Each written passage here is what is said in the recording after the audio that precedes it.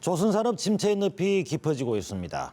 대규모 인력 감축이 추진되며 경남의 실업률이 3%를 넘은 지 오래입니다. 여기에 경남의 또 다른 주력 산업인 기계산업마저 최근 몇 년 동안 마이너스 성장을 거듭하고 있습니다. 엎친 데 덮친 격인데요.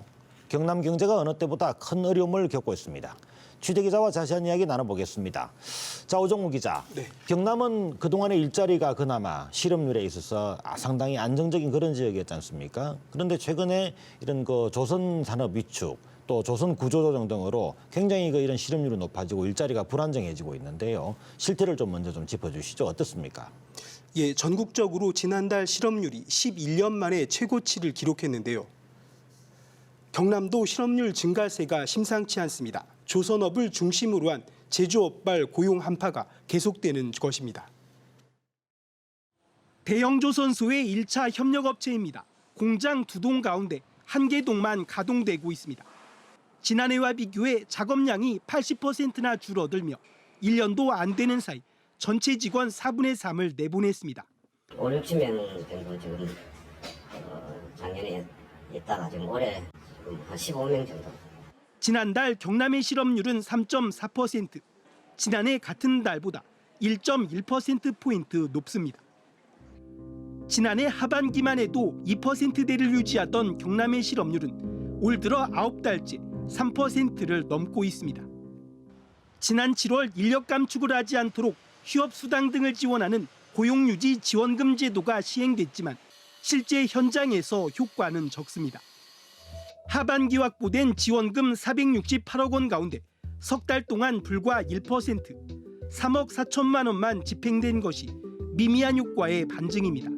어떤 지원금을 준다고 해서 그 업체가 그 노동자들을 해고하지 않고 휴직시키거나 기술훈련을 보낼 이유가 별로 없는데요. 조선소 물량팀과 사내 하청업체 근로자들의 고용 유지 대책이 부족한 겁니다.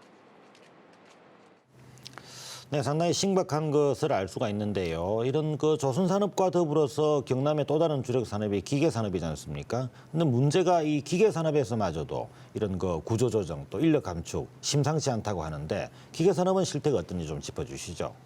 예, 경남의 기계산업은 최근 몇 년 사이 마이너스 성장률을 기록 중입니다. 기술 수준이 정체된 것이 주요 원인으로 지목됩니다. 위기에 대응해 경상남도가 경쟁력 강화 대책까지 마련했습니다. 대형 발전소나 항만에서 사용되는 운반 하역 설비를 제조하는 한 중소기업입니다.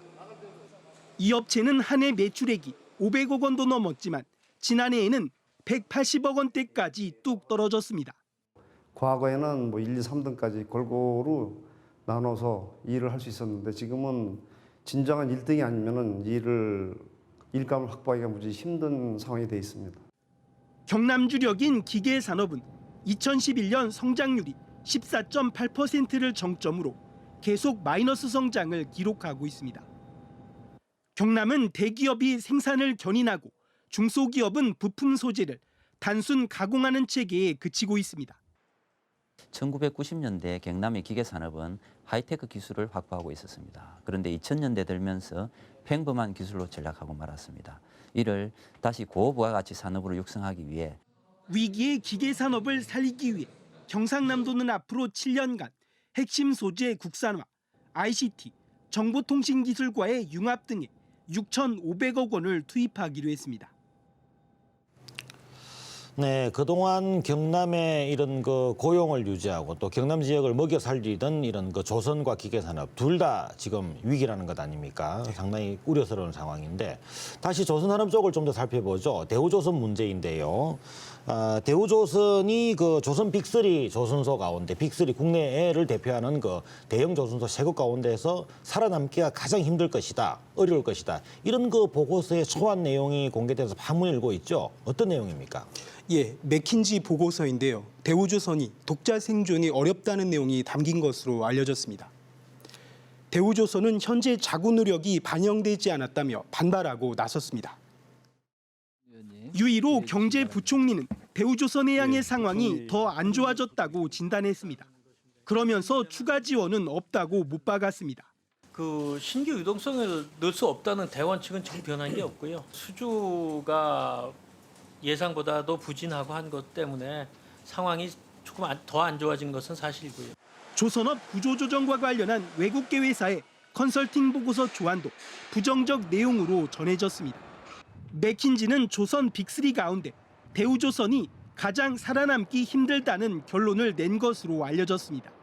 최악의 경우 영업이익률이 마이너스 10% 선으로 떨어지고 2020년까지 3조 3천억 원이 부족해 자력 생존이 불가능하다는 겁니다. 이에 대해 대우조선은 회사의 향후 전략과 자구 노력이 반영되지 않았다며 수용할 수 없다는 입장입니다. 인력 감축과 자산 매각, 해양사업 축소 등 현재 상황이 제대로 반영이 안 됐다는 겁니다. 수준력이나 경쟁력은 아직까지 세계 최고의 수준을 유지하고 있다고 생각을 합니다. 수준적으로 어렵긴 하지만 그 부분을 간과하고 너무 부정적으로만 본 게 아닌가. 정부는 이달 말 맥킨지 보고서를 참고로 조선업 구조조정 대책을 발표할 예정입니다.